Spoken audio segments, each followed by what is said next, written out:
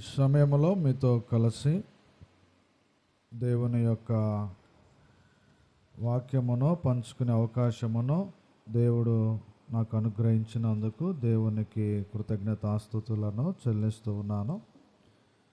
అలాగే మరి అనిల్కు, అదేవిధంగా నారాయణన్నకు ప్రత్యేకమైన వందనాలు. మరి కూడికని ఏర్పాటు చేసుకున్నటువంటి సూరంపల్లి సాయి యొక్క తల్లిదండ్రులకు మరి వందనాలు తెలియజేస్తున్నాను. మీ అందరికి కూడా వందనాలు తెలియజేస్తూ ఉన్నాను. మరి సాయి యొక్క వివాహమును నేనే చేశాను. సహోదరులు నారాయణ అన్నయ్య మరి నన్ను పిలిచి చనిపోయినప్పుడు నాకు చెప్పుకోకుండా ఇక్కడికి రా బాబు ఒకసారి అని చెప్తే సరే ఏదో విషయం మాట్లాడాలేమో అనుకున్నాను. వస్తే ఈ విధంగా జరిగింది. చాలా ఆశ్చర్యం కలిగింది. ఇలాగా సాయి చనిపోయాడు అని చెప్పారు. చెప్తే చాలా బాధేసింది. ఎందుకంటే చాలా చిన్న వయసు, మరి భార్య పిల్లలు మరి సంతోషంగా మరి జీవించేటువంటి కుటుంబములో మరి ఇటువంటి విషాదం అనేటువంటిది జరిగినందుకు చాలా బాధ కలిగించింది. ఆ సాయి మరణం చూసిన తర్వాత దేవుని వాక్యం జ్ఞాపకం వచ్చింది. మన జీవమేపాటిది ఇంతలో కనబడి అంతలో మాయమైపోవు ఆవిరి వంటి జీవితము అని చెప్పేశాను. ఉదయాన్నే వెళ్ళి నేను చికెన్ తీసుకొని వస్తాను అని చెప్పాడంట. ఈ విధంగా జరిగింది. నిజమే, మరణం అనేటువంటిది ఎప్పుడు వస్తుందో అనేటువంటిది మనకి తెలియదు. అయితే ప్రతి ఒక్కరికి మరణం అనేటువంటిది వస్తుంది. అయితే అది ఎలా వస్తుంది, ఎప్పుడు వస్తుంది అనేటువంటిది ఎవరూ కూడా మనము చెప్పలేమనేటువంటి విషయాన్ని మనము గ్రహించుకోవాల్సిన అవసరం అనేటువంటిది ఉంది. ఈ లోకములో మరణాన్ని ఆపగలిగే శక్తి ఎవరికి కూడా లేదు. నాకు జ్ఞానం ఉంది కాబట్టి నేను ప్రాణాన్ని కాపాడగలను అనేది అవాస్తవం. నా దగ్గర డబ్బు ఉంది కాబట్టి నేను ఎంత ఖర్చు పెట్టైనా సరే నా ప్రాణాన్ని నేను కాపాడుకోగలను అనటం అనేటువంటిది అవాస్తవం. ఈ లోకములో ఎంత డబ్బున్నా, మనిషికి ఎంత జ్ఞానం ఉన్నా, మనిషి యొక్క ప్రాణాన్ని రక్షించగలిగే సామర్థ్యమో ఏ మనుషునిలో కూడా లేదు అనేటువంటి విషయాన్ని మనం గ్రహించాలి.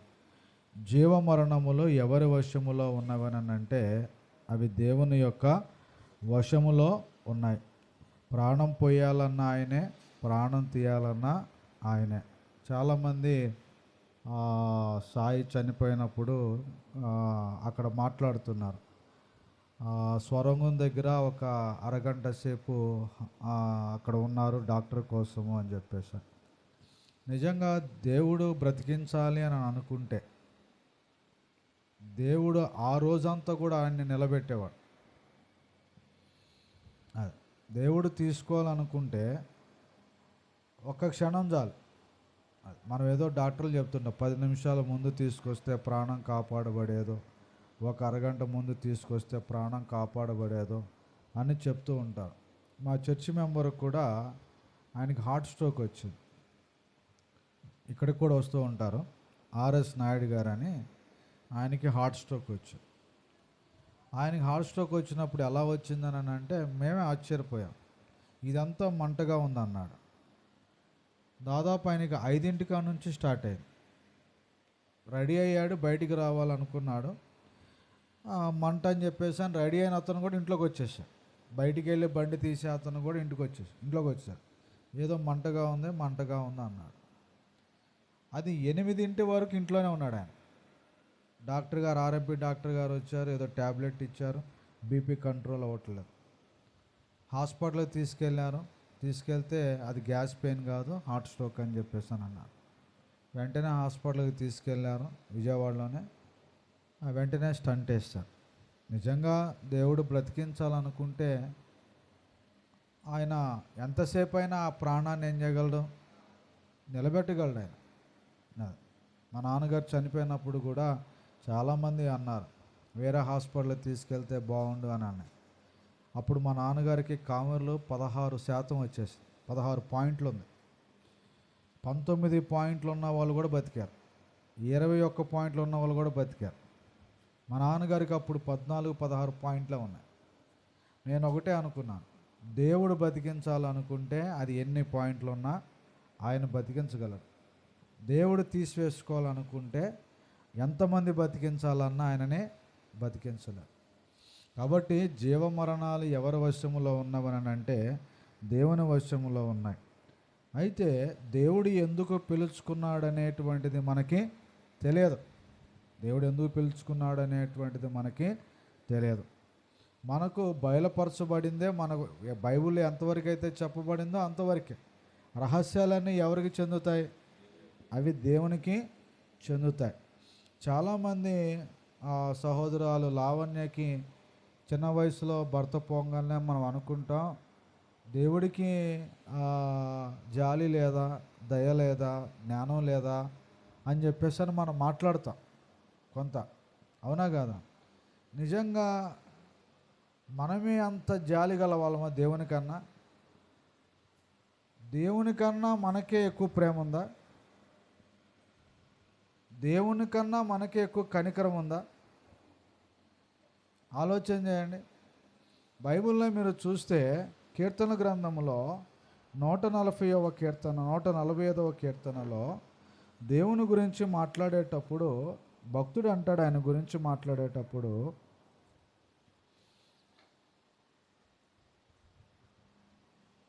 145వ కీర్తన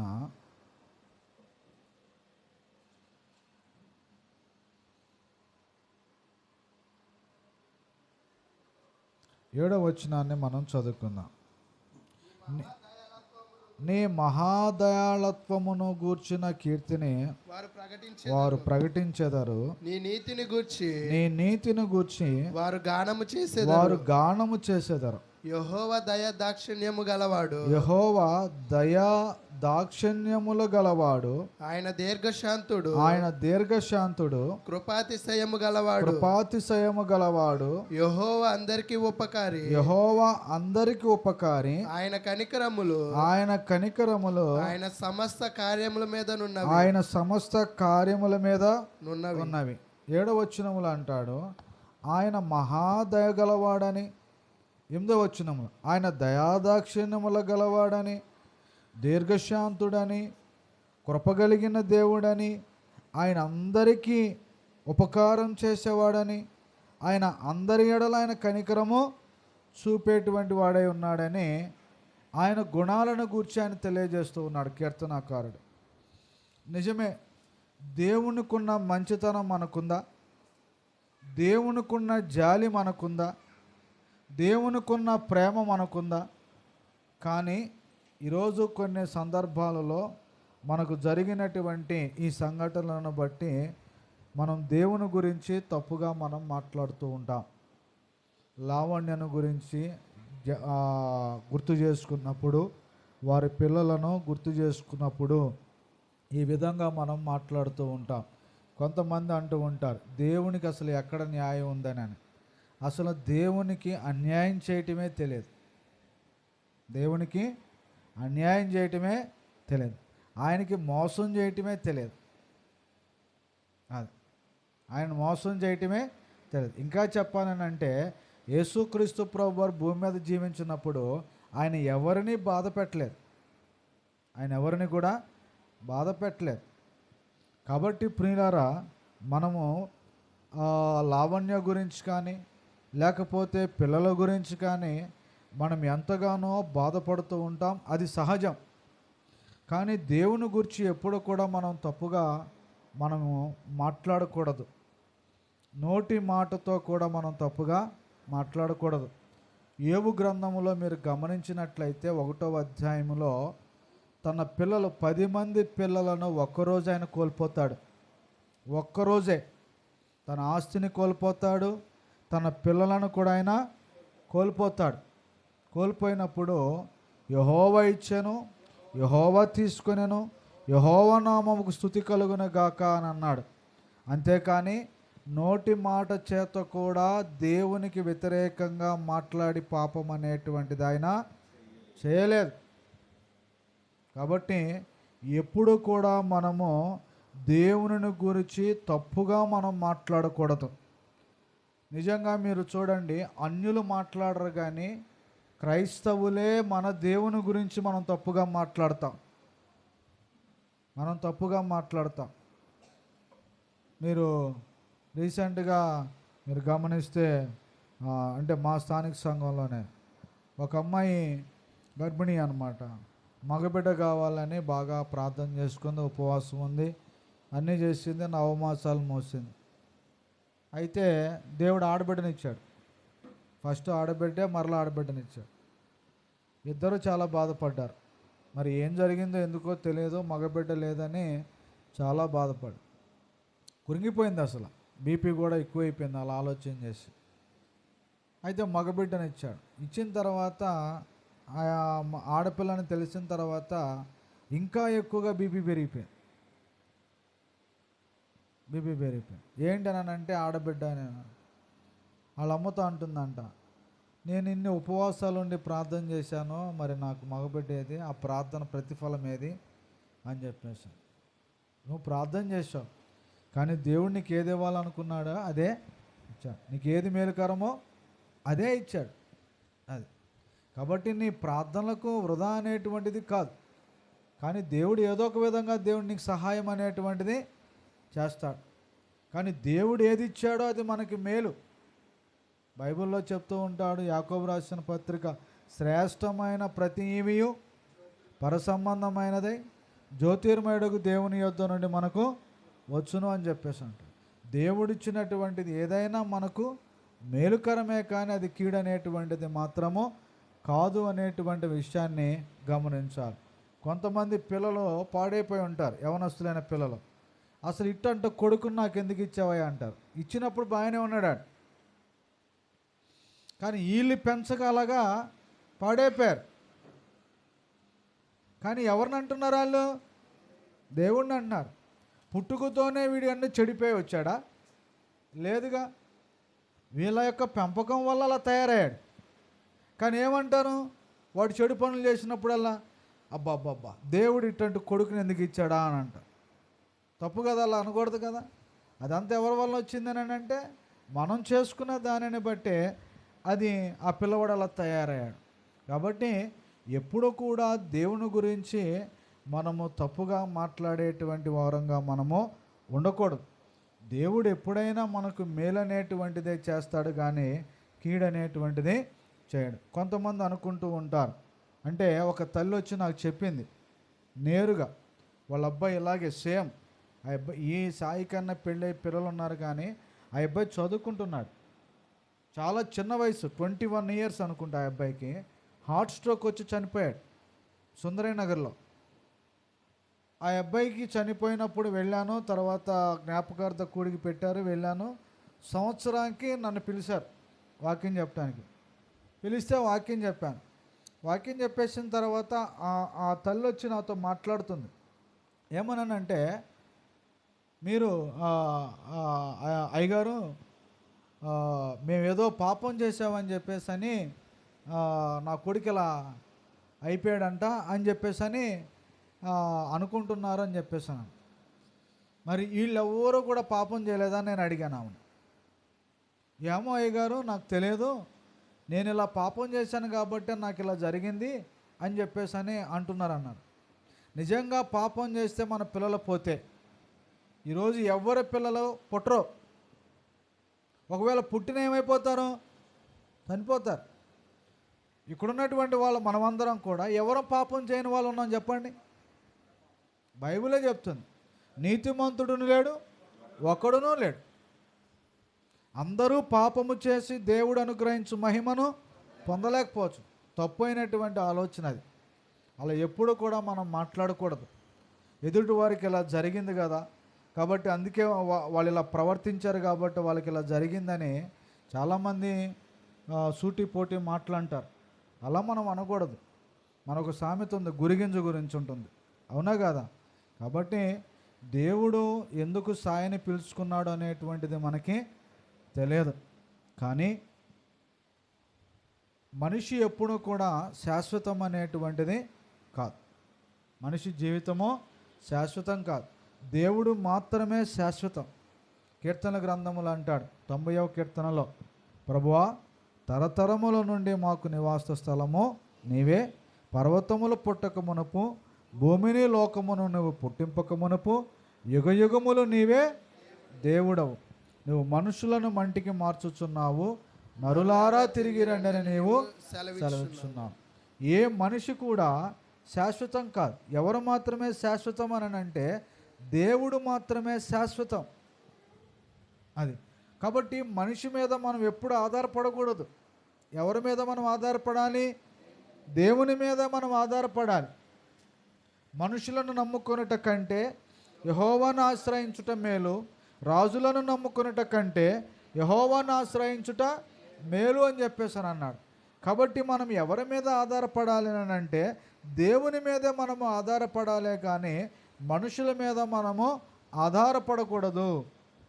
దావీదు కూడా తన కుమారుడికి చెప్తూ ఉంటాడు, ఏమనంటే, నాయన నేను వెళ్ళిపోతాను, లోకులందరూ పోవలసిన మార్గాన నేను వెళ్ళిపోతాను, కానీ నువ్వు దేవుని మీద ఆధారపడితే దేవుడు నిన్ను రక్షిస్తాడు, నిన్ను దీవిస్తాడు. ఒకవేళ నువ్వు దేవునికి వ్యతిరేకంగా నువ్వు వెళ్ళినట్లయితే దేవుడు నిన్ను శిక్షిస్తాడు. అంతే చెప్పాడు ఆయన. కాబట్టి ఇవాళ మన జీవితంలో ఎవరి మీద ఆధారపడాలని అంటే దేవుని మీదే మనము ఆధారపడాలి. ఎందుకనంటే దేవుడే ఆయన శాశ్వతం కలిగిన వాడు. ఆయన మీదే మనము ఆధారపడి మనము జీవించినట్లయితే మన జీవితాలు అనేటువంటివి మేలుకరంగా ఉంటాయి. ఎందుకనంటే మనిషి ఎప్పుడు ఉంటాడో తెలియదు, ఎప్పుడు పోతాడో తెలియదు. ఇవాళ ఆస్తులు ఎప్పుడు ఉంటాయో తెలియదు, ఎప్పుడు పోతాయో కూడా తెలియదు. మన జపాన్లోనో ఏదో దేశంలో ఎర్త్క్వేక్ వచ్చింది. ఏమంటారు దాన్ని, భూకంపం వచ్చింది. వచ్చినప్పుడు మొత్తం ఎంత ఏమైపోయింది, పెద్ద పెద్ద బిల్డింగ్లన్నీ, బడాబాబులందరూ కూడా ఏమైపోయారనంటే అడుక్కునే స్థాయికి వచ్చేసారు, అడుక్కునే పరిస్థితికి వచ్చేసారు వాళ్ళు. అది ఏమైపోయింది. ఈరోజు మనం అనుకుంటాం మన దగ్గర ఇవన్నీ ఉన్నాయని కాదు. ఏది కూడా మనకేమవుతానంటే ఒకానొక సమయంలో అవన్నీ మన దగ్గర ఉండవు, వాటి వల్ల ఉపయోగం అనేటువంటిది కూడా పడదు. కాబట్టి ప్రియులారా గమనించండి, మనం ఎవరి మీద ఆధారపడాలని అంటే దేవుని మీదే మనము ఆధారపడవలసిన అవసరం అనేటువంటిది ఉన్నది అనేటువంటి విషయాన్ని మనం గ్రహించాలి. మీరు బైబిల్లో మీరు చూసినట్లయితే కొంతమంది ఏమంటారనంటే చనిపోయినటువంటి వారు ఇక్కడే ఉంటారు అనేటువంటి ఒక భావనలో బ్రతుకుతూ ఉంటారు. అవునా? చనిపోయిన వారు, ఇప్పుడు సాయి ఇలాగ చనిపోయాడు, కొంతమంది ఏం చేస్తారనంటే ఇళ్ళల్లో కాలిపోయిన లేకపోతే ఏదన్నా ఉరేసుకొని చనిపోయినా కానీ ఏమనుకుంటారనంటే మనిషి ఇక్కడే తిరుగుతూ ఉంటారని చెప్పేసి అని ఒక భ్రమలో చాలామంది బతుకుతూ ఉంటారు. అవునా కదండి? ఇది కొంతమంది అన్యులు చెప్పేటువంటి విషయం. దీనిని క్రైస్తవులు కూడా నమ్ముతున్నారు. వాస్తవానికి అలాంటిది లేదు. చూడండి బైబిల్ ఏం చెప్తుందని అంటే ప్రసంగి గ్రంథము 9వ అధ్యాయము 5-6 వచనాలను మనం చదువుకుందాం. ప్రసంగి గ్రంథము 9వ అధ్యాయము 5-6. బ్రతికి ఉండువారు తాము చత్తురని ఎరుగుదురు, అయితే చచ్చిన వారు ఏమీ ఎరుగరు. వారి పేరు మరువబడి ఉన్నది, వారికి ఇక ఏ లాభము కలుగదు, వారికి ప్రేమింపరు, పగపెట్టుకొనరు, అసూయపడరు. సూర్యుని క్రింద జరుగు వాటిలో దేని యందును వారికి ఎప్పటికీ వంతు లేదు. అంటే ఈ భూమి మీద ఏం జరుగుతుందో అనేటువంటిది వారికి ఏమీ తెలియదు. తర్వాత చనిపోయిన వారికి ఏం జరుగుతుందో కూడా మనకి తెలియదు. అది నిజంగా చనిపోయిన వారు కనుక పగబెట్టుకుంటే ఇవాళ మనం ప్రశాంతంగా ఉండగలుగుతామండి? ఎవరం ప్రశాంతంగా మనం ఉండలేం. అప్పుడప్పుడు అంటారు సత్య సాధిస్తాను రా బాబు అంటారు. నిజంగా సత్య సాధిస్తే ఈరోజు ఎవడు భూమి మీద ప్రశాంతంగా ఉండలేరు. ఎందుకంటే మనం బాధ పెట్టిన వాళ్ళు చచ్చిపోయి ఉంటారు, అవునా కాదా? ఉంటారు. వాళ్ళు మనం ఊరుకుంటారా చచ్చిపోయిన తర్వాత? నిజంగా ఆత్మలు ఉంటే. కానీ అటువంటి కార్యాలు అనేటువంటివి జరగవు. ఎందుకంటే చనిపోయిన వారి ఆత్మలు భూమి మీద ఉండటం అనేటువంటిది అది అసాధ్యం అన్నమాట. ఎందుకనంటే వారి యొక్క చనిపోయిన వారి ఆత్మలన్నీ కూడా ఎక్కడుంటాయనంటే మృతుల లోకములో ఉంటాయి. ఎక్కడుంటాయి? మృతుల లోకములో. దేవుడు పరలోకములో ఉన్నట్టు, మనుషుడు భూలోకంలో ఉన్నట్టు, చనిపోయిన వారి ఆత్మలన్నీ కూడా ఎక్కడ ఉంటాయనంటే మృతుల లోకములో ఉంటాయి అనేటువంటి విషయాన్ని మనం గమనించవలసిన అవసరం అనేటువంటిది ఉన్నది ప్రియులారా. అలాగే చాలామంది ఏం చేస్తారని అంటే ఇక్కడే మనిషి ఉంటాడని చెప్పేసి అని అనుకొని ఫోటో దగ్గర తీసుకొచ్చి భోజనం పెడుతూ ఉంటారు. ఎందుకు పెడతారు భోజనం ఫోటో దగ్గరగా? వాళ్ళు వచ్చి తింటారా? ఇవాళ చాలామంది అలా పెడతారు. కొంతమంది సమాధి దగ్గర తీసుకొని వెళ్ళి భోజనం పెడుతూ ఉంటారు. నిజంగా లేచి వచ్చి ఆయన తిన్నాడు అనుకోండి, ఎవరైనా ఏమవుతుంది? సమాధుల పండుగలు అలాగే చేస్తారు కదా. చేస్తే ఎవరైనా లేచి వచ్చి తింటే ఏమైంది? మొత్తం ఉంటారు ఎవరైనా? ఎవరు ఉండరు. అంటే నిజంగా మనం అలా అనుకుంటాం. బతుకున్నప్పుడే ఏదైనా మనం చేయాలి తప్ప చనిపోయిన తర్వాత మనం ఏం చేయటానికి కూడా లేదు. చాలామంది తల్లిదండ్రులకి అన్నం పెట్టరు, కానీ పిల్లలు అత్తమ్మ వాళ్ళకి అన్నం పెట్టరు, కానీ చచ్చిపోయినప్పుడు మాత్రం తీసుకుని వెళ్ళి వాళ్ళకి ఇష్టమైనవన్నీ స్వీట్లో లేకపోతే హాట్లో అన్నీ కూడా తీసుకుని వెళ్ళి ఎక్కడ పెడతారు? సమాధుల దగ్గర పెడతారు. అలాగా మనం చేయకూడదు. ఎందుకంటే చనిపోయిన వారి ఆత్మలు అనేటువంటివి ఇక్కడ ఉండవు. విచారకరమైన విషయం ఏంటనంటే క్రైస్తవులైనటువంటి వారు కూడా కొంతమంది సేవకులు చనిపోతే వాళ్ళ సమాధుల దగ్గరికి వెళ్ళి ప్రార్థనలు చేస్తూ ఉంటారు. అంటే వాళ్ళ ఆత్మ ఇక్కడే సంచారం చేస్తూ ఉంటుందని చెప్పేసి అని కొంతమంది భావిస్తూ ఉంటారు. అలాగెళ్ళి ఆ సమాధుల దగ్గరికి వెళ్ళి ప్రార్థన చేస్తారు. మరి అదేంటో అర్థం కాదు. అందరు ఆత్మలు కూడా నిజంగా ఎక్కడికి వెళ్ళిపోయినాయి? మృతులోకంలోకి వెళ్ళిపోయి. నిజంగా వీళ్ళ ఆత్మలే కనుక వీళ్ళే నిజంగా భక్తులైతే మరి వీళ్ళకన్నా భక్తులు ఉన్నారు బైబిల్లో. దావీదు కానీ, లేకపోతే అబ్రహాము కానీ, మరి పౌలు గారు కానీ, పేతురు, వీళ్ళందరూ మరి వాళ్ళ ఆత్మలు ఎక్కడ ఉండాలి మరి? కాబట్టి మనము ఆలోచన చేయవలసింది ఏంటనంటే చనిపోయిన వారి యొక్క ఆత్మలు అనేటువంటివి భూమి మీద అనేటువంటివి ఉండవు. అది ఎవరి ఆత్మలైనా ఎక్కడుంటాయి? అవన్నీ కూడా మృతుల లోకములో ఉంటాయి. అయితే మరొక విషయం ఏంటనంటే నిజంగా చనిపోయిన తర్వాత చాలామంది తల్లిదండ్రులకు కళ్ళ ముందు బిడపోయినప్పుడు ఎంతో దుఃఖం అనేటువంటిది కలుగుతుంది. ఆ బాధ అనేటువంటిది మనం వర్ణించలేం. ఎందుకనంటే మనం ఎంత ఆదరించాలనుకున్నా కానీ అటు ఆదరణ వాళ్ళు పొందుకోలేరు. అది ఎవరు మాత్రమే ఇవ్వాలని అంటే దేవుడు మాత్రమే వారికి అనుగ్రహించాలి. అలాగే బాంధవ్యాలన్నిటిలోనూ కూడా గొప్ప బాంధవ్యం ఏంటనంటే భార్యాభర్తల యొక్క బాంధవ్యం. ఎందుకనంటే జీవితకాలం అంతా కూడా భార్యాభర్తలే కలిసి జీవించాల్సింది. బైబిల్లో కూడా సంఘానికి అలాగే క్రీస్తుకి భార్యాభర్తల యొక్క సంబంధాన్ని పోల్చాడు. అది ఈ లోకంలో గొప్ప బాంధవ్యం ఏదైనా ఉందని అంటే అది భార్యాభర్తల యొక్క బాంధవ్యమే. వాళ్ళు ఎప్పటికీ ఎలా ఉంటారనంటే చనిపోయేంత వరకును కూడా వాళ్ళు కలిసే ఉంటారు. వాళ్ళని ఏది వేరు చేయాలనంటే మరణము తప్ప మరేది కూడా వేరు చేసేటువంటిది కాదు. నిజంగా భర్త పోయినా భార్య పోయినా నిజంగా వాళ్ళకు ఉండేటువంటి ఆ ఒంటరితనం అనేటువంటిది అది మనము వర్ణించలేం. ఎందుకనంటే భార్యతో చెప్పుకునే మాటలు అందరితో చెప్పుకోలేరు, భర్తతో చెప్పుకునే మాటలు అందరితో కూడా చెప్పుకోలేరు. కానీ పిల్లలతో చెప్పుకునే మాటలు ఏ పిల్లలతోనే చెప్పుకుంటారేమో కానీ భార్యాభర్తలు చెప్పుకునేటువంటి విషయాల్లో అయితే మాత్రము ఎవరితో కూడా పంచుకోరు. నిజంగా ఒకరి బాధ ఒకరు కనుక పంచుకోలేకపోతే మనిషి ఏమైపోతాడో తెలుసా? పిచ్చోడైపోతాడు. మీరు అందుకని మీరు ఒంటరితనంగా ఉన్నవారిని చూడండి, వాళ్ళు ఎలా అయిపోతారో, మెంటల్ వాళ్ళు అయిపోతారు. అందుకనే డాక్టర్లు ఎప్పుడు చెప్తారు నువ్వు ఒంటరిగా ఉండమాకంటారు. ఏం చేయమంటే నలుగురితో ఉండని అంటారు. అది నలుగురితో ఉంటే ఏంటనంటే మనం ఒకరితో ఒకరు బాధ పంచుకుంటే ఆ బాధ అనేటువంటిది అంత తిరగపోయినా కొంత అనేటువంటిది మాత్రము ఆ బాధ అనేటువంటిది తీరుతుంది. అది కాబట్టి ప్రియులారా గమనించండి. అయితే ఈ లోకములో భార్యాభర్తల యొక్క బాంధవ్యమే చాలా గొప్పది. అయితే ఆ తోడు, ఆ లోటు అనేటువంటిది ఎవరు పూడుస్తారనంటే దేవుడే దానిని పూడుస్తాడు. ఎవరు పూడుస్తారు?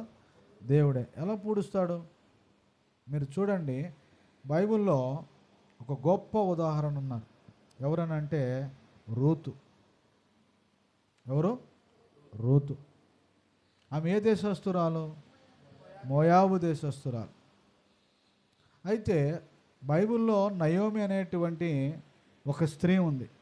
చాలాసార్లు మీరు విన్నారు. అయితే కొద్ది నిమిషాలు వాళ్ళ గురించి మనం విందాం. నయోమి అనేటువంటి ఒక భక్తురాలు ఉంది. ఆమె భక్తురాలే. అయితే బెత్లెహేం అనేటువంటి గ్రామములో కరువు వచ్చినప్పుడు ఏం జరిగిందని అంటే ఆ నయోమి తన భర్తను తీసుకొని తన 2 కుమారులతో మోయాబు దేశానికి వెళ్ళింది. బెత్లెహేం అనేటువంటి మాటకు అర్థం ఏంటనంటే రొట్టెల ఇల్లు. రొట్టెల ఇల్లు అంటే అక్కడ సమృద్ధి అయినటువంటి ఆహారం అనేటువంటిది దొరుకుతుంది. అక్కడ కరువు వచ్చింది. సమృద్ధి అయిన ఆహారం దొరికే చోట ఏమొచ్చింది? కరువు వచ్చింది. ఎందుకు కరువు వచ్చింది అని అంటే అది శాపం. దేవుడు పెట్టినటువంటి శాపం అది. మాకు కూడా సింగనగర్లో వరదలు వచ్చినాయి. మేమందరం మునిగిపోయాం. అందరి ఇళ్ళలోకి నీళ్ళు వచ్చింది. అది కూడా శాపమే, మాకు శాపమే. ఎందుకంటే దేవునికి వ్యతిరేకమైన పాపాలు మేము చేశాం కాబట్టి ఆ ప్రాంతంలో దానిని బట్టే మా అందరికీ వరద వచ్చింది. ఇప్పుడు కూడా రాబోతుందంట చెప్తున్నారు వాళ్ళు. అది నిజంగా మరి వస్తుందో రాదో అనేటువంటిది అయితే మాకు తెలియదు, కానీ ఎక్కువ శాతం వరద వచ్చే అవకాశం అనేటువంటిది. అయితే ఆ రొట్టెల ఇంట్లో అంటే బెత్లెహేములో ఏమొచ్చింది? కరువు వచ్చింది. ఆమె అనుకుంది ఇక్కడ ఉంటే మేము చచ్చిపోతామేమోనని చెప్పేసి అని ఆమె ఏం చేసిందని అంటే దగ్గరలో ఉన్నటువంటి మోయాబు దేశానికి వెళ్ళింది. ఎక్కడికి వెళ్ళింది? మోయాబు దేశానికి వెళ్ళింది. మోయాబీలు ఎలాంటి వాళ్ళని అంటే బహు విగ్రహారాధికులు. ఎవరు వాళ్ళు? బహు విగ్రహారాధికులు. ఆ దేశములోనికి నయోమి తన కుటుంబాన్ని తీసుకొని వెళ్ళింది. ఎలా వెళ్ళిందని అంటే సమృద్ధికరమైనటువంటి స్థితిలో నుండి ఆమె వెళ్ళింది. అన్నీ బాగున్నాయి. ఆరోగ్యం బాగుంది, ఆర్థికంగా బాగుంది, పరిస్థితులన్నీ అనుకూలంగా ఉన్నాయి. ఉండి ఏం చేసిందని అంటే ఆ ప్రాంతానికి ఆమె వెళ్ళింది. బెత్లెహేం గ్రామంలో ఉంటే మేము చచ్చిపోతాము కాబట్టి మేము మోయాబు దేశానికి వెళ్తే మా జీవితాలు బాగుంటాయని ఆమె ఆలోచన చేసి అక్కడికి వెళ్ళింది. వెళితే అక్కడికి ఏం జరిగిందని అంటే తన 2 కుమారులకు వివాహం చేసింది. 2 కుమారులకు వివాహం అనేటువంటిది చేసింది. ఎవరితోటి? మోయాబు స్త్రీలతోటి వివాహం అనేటువంటిది చేసింది. అయితే నిజంగా మీరు గమనించండి, విగ్రహారాధికులతో వివాహం అనేటువంటిది చేయకూడదు. దేవుని బిడ్డలైనటువంటి వారు విగ్రహారాధికులతో ఏం చేయకూడదు? వివాహం అనేటువంటిది చేయకూడదు. ఎందుకనంటే వీళ్ళను కూడా విగ్రహారాధికులుగా మార్చేస్తారనేటువంటి ఉద్దేశముతోటి దేవుడు ఏం చెప్పాడని అంటే ఇదిగో ఇశ్రాయేలులారా, మీరు విగ్రహారాధన చేసేటువంటి అన్యులకి మీ కుమారులు కానీ కుమార్తెలు కానీ ఇవ్వకూడదని చెప్పేసి అని చెప్పారు. కానీ ఆమె ఏం చేసిందని అంటే దేవుని యొక్క ఆజ్ఞను అతిక్రమించి తన యొక్క బిడలకు అన్యులతో ఇచ్చి వివాహం అనేటువంటిది చేసింది. అయినప్పటికీ కూడా ఆ స్త్రీలు వాస్తవానికి విగ్రహారాధన చేయలేదు, కానీ నిజంగా ఆ స్త్రీలు మాత్రము జీవము గల దేవుని గురించి వాళ్ళు తెలుసుకున్నారు. తెలుసుకుంటానికి గల కారణం ఏంటనంటే నయోమియే. ఎందుకనంటే నయోమి జీవించినటువంటి భక్తి ఆ కోడలు చూశారు. అందుకనే విగ్రహారాధన అనేటువంటిది వాళ్ళు చేయలేకపోయారు. అంటే ఏది ప్రభావితం చేసిందని అంటే ఈమె భక్తే వాళ్ళని ఏం చేసింది, ప్రభావితం చేసింది. ఈరోజు నిజంగా కుటుంబంలో నయోమి లాంటి భక్తులు ఉండాలి, భక్తిపరులు ఉండాలి స్త్రీలు. ఎందుకంటే ఆ కోడలు చూసి వాళ్ళు దేవుని నమ్మేదానికి ముందుకు వచ్చారు. వాళ్ళు ఎవరిని చూసి? నయోమిని చూసి. అన్యుల దేశములో ఉన్నప్పటికీ కూడా వాళ్ళు అన్యుల చొప్పున విగ్రహారాధన చేయలేదు, కానీ ఆమెకున్నటువంటి భక్తిని బట్టి జీవము గల దేవుని సేవించేలాగా ఆ నయోమి వాళ్ళ యొక్క మనసులను మార్చేసింది. ఎంత గొప్ప విషయమో చూడండి. అటువంటి అత్తలు ఉన్నారా ఇవాళ కుటుంబాల్లో? మా అత్తలను చూసి కోడళ్ళు మారే అంత భక్తి జీవితాలు ఉన్నాయా? అవునా? ఒకళ్ళు అన్నారు, ఒక కోడలు అంటుంది, మా అత్తను చూస్తున్న భక్తి పోతుందండి అంటుంది. నిజంగానే అంది. అంటే ఆమె ప్రవర్తన విధానం, అంటే మాట్లాడే అబద్ధాలు కానీ, అక్కడ మాటలు ఇక్కడ చెప్పటమే కానీ, ఇవన్నీ కోడలు చూసి చెప్తుందన్నమాట. ఏమంటానంటే, ఇదిగో ఇలాగా మా అత్తను చూసి మాకున్న భక్తి కూడా పోతుందని చెప్పేసాను అంట.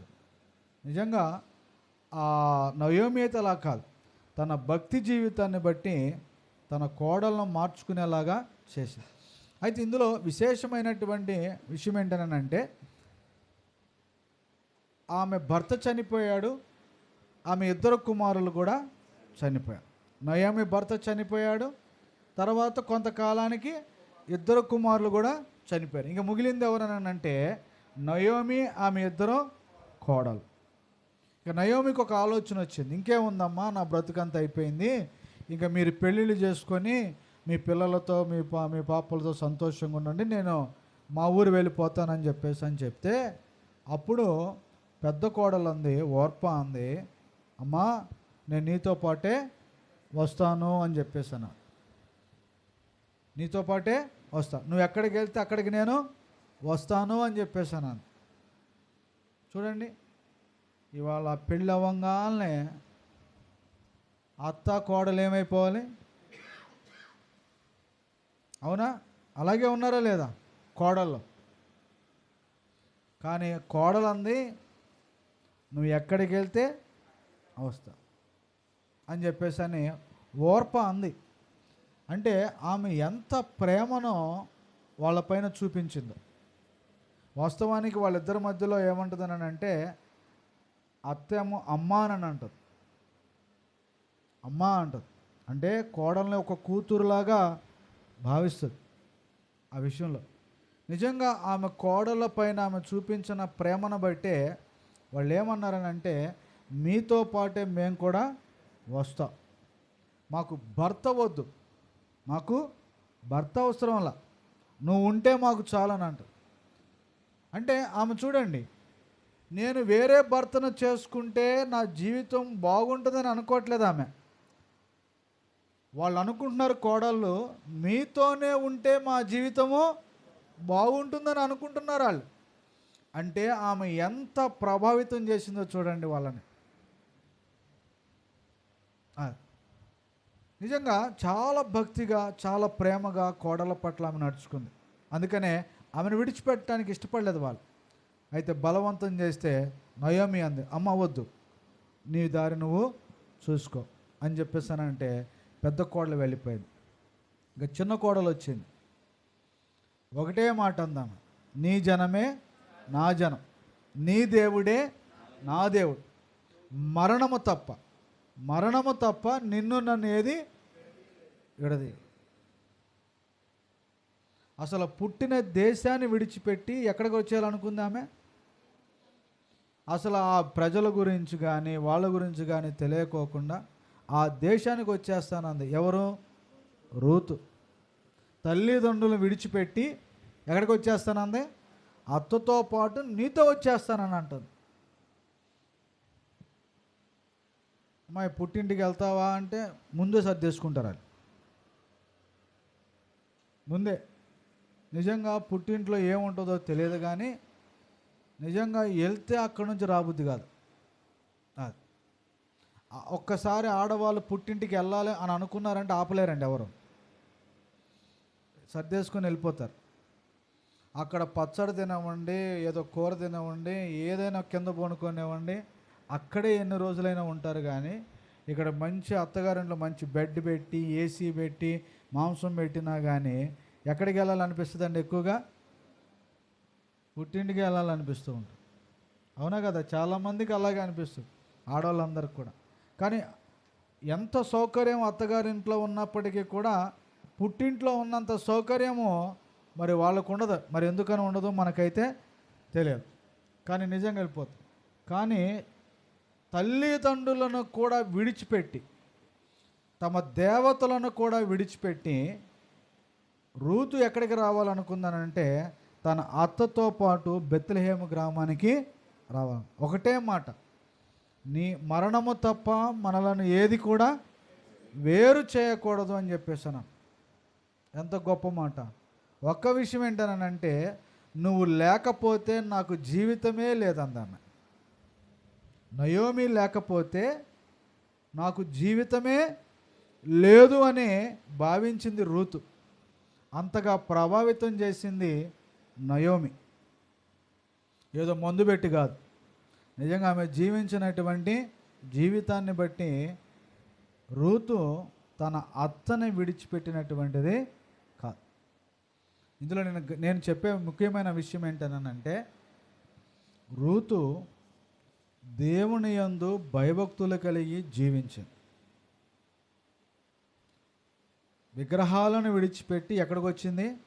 బెత్లెహేము అనే గ్రామమునకు వచ్చి దేవుని గురించి తెలుసుకొని దేవుని యందు భయభక్తులు కలిగి జీవించుట వలన దేవుడు ఆమెను గొప్పగా ఆశీర్వదించాడు. నిజంగా మీరు చూడండి, చాలామంది ఏం చేస్తారనంటే భర్త ఉండగానే తప్పులు చేస్తారు. అవునా కదా? తప్పులు చేస్తారు. దేనికోసం? డబ్బు కోసమో లేకపోతే ఇంకేదో కోసం చేస్తారు.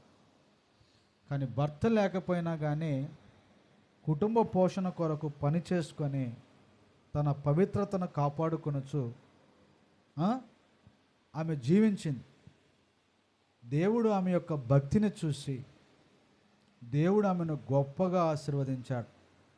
ఎవరినిచ్చి వివాహం చేశాడంటే భక్తి గల బోయాజునిచ్చి ఆమెకు వివాహం అనేటువంటిది జరిపించాడు. ఆమె సంతానములో నుండే యేసుక్రీస్తు ప్రభువారు వచ్చారు. ఎంత గొప్ప దీవెన దేవుడు రూతుకి ఇచ్చాడు.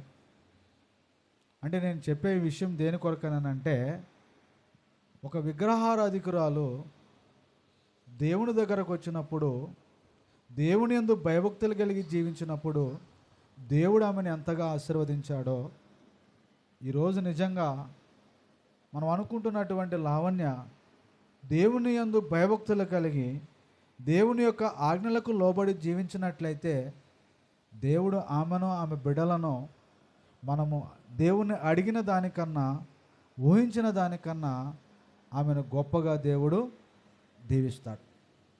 కాబట్టి ఆమె ఎవరికి లోబడాలని అంటే దేవునికి లోబడాలి. దేవుని మీద ఆధారపడి జీవించాలి.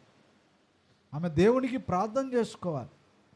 ఖచ్చితంగా దేవుడు వాళ్ళకి ఏమిస్తాడని అంటే మంచి భవిష్యత్తు అనేటువంటిది దేవుడు అనుగ్రహిస్తాడు. కాబట్టి మనం జాలిపడే దానికన్నా దేవుడు ఆ బిడ్డ విషయంలో ఎక్కువగా జాలిపడతాడు. మనం ప్రేమ చూపించే దానికన్నా దేవుడు ఆ మెడలో ఎక్కువ ప్రేమ అనేటువంటిది చూపుతాడు. ఈరోజు మనం అందరం జాలి పడతాం, మాటలతో చెప్తూ ఉంటాం, కానీ సహాయం చేయడానికి ముందుకు రా మనం. కానీ ఎవరు సహాయం చేస్తారని అంటే దేవుడు సహాయం చేసేటువంటి వాడుగా ఉన్నాడు. కానీ ఈరోజు కనుక ఆ బిడ్డ దేవునిని వ్యతిరేకించుకోకుండా నిజంగా దేవుని మీద ఆధారపడి దేవునికి లోబడి జీవించినట్లయితే దేవుడు ఖచ్చితంగా ఉన్నతంగా ఆ బిడ్డలను ఏం చేస్తాడు? ఆశీర్వదిస్తాడు. వారినే కాదు, ఈరోజు ఏ తల్లి అయినా సరే కుటుంబములో దేవునికి లోబడి జీవిస్తూ తన బిడ్డలను దేవుని మార్గములో నడిపించుకున్నట్లయితే ఖచ్చితంగా ఆ కుటుంబాన్ని దేవుడు ఎంతగానో ఉన్నతంగా ఆశీర్వదిస్తాడు ప్రియులారా. కాబట్టి కొన్ని కుటుంబాలు మీరు చూడండి, భర్త ఉన్నప్పుడు కుటుంబాలు బాగోవు, కొంతమంది కుటుంబాలు బాగుంటాయి, కొంతమంది కుటుంబాలు బాగోవు. కానీ కొంతమంది కుటుంబాలు భర్త లేకపోతే చాలా దీవెనకరంగా ఉంటాయి. కొన్ని కుటుంబాలు అయితే భర్త లేకపోతే కుటుంబం అంతా ఏమైపోతుంది, పతనం అయిపోతుంది. కానీ ఎలా పతనం అవుతుందో మనకు తెలియదు. కానీ నిజంగా ఏ కుటుంబం అయితే దేవుని మీద ఆధారపడి జీవిస్తుందో ఆ కుటుంబాన్ని మాత్రం దేవుడు ఏం చేయడు, విడిచిపెట్టాడు. ఒక సందర్భంలో అంటాడు, తల్లిదండ్రులు విడిచినను నేను నిన్ను విడవను అని అంటాడు. హెబ్రీయులకు రాసిన పత్రిక 13వ అధ్యాయంలో 5వ వచనంలో అంటాడు, నేను నిన్ను విడువను ఎన్నడను ఎడబాయనని వాగ్దానము ఆయనే చెప్పాను కదా అని చెప్పేసి అని అంటాడు. కాబట్టి దేవుని మీద మనము ఆధారపడినట్లయితే ఆయన మనలను ఏమాత్రమును కూడా విడిచిపెట్టేటువంటి వాడు మాత్రము కాదు. కానీ మనం చేయనటువంటి పని ఏంటనంటే దేవుని యొక్క ఆజ్ఞలకు మనము లోబడం. అందుకే దేవుడు మన కుటుంబాలను ఏం చేయడం, దీవించడు. ఆరాధనకు వస్తాం కానీ ఏం చేయం, ఆయన ఆజ్ఞలకు మనము లోబడం. అది ఆయన ఆజ్ఞలకు లోబడటం మనం నేర్చుకున్నట్లయితే ఖచ్చితంగా దేవుడు మన కుటుంబాలను ఏం చేస్తాడు, దీవిస్తాడు.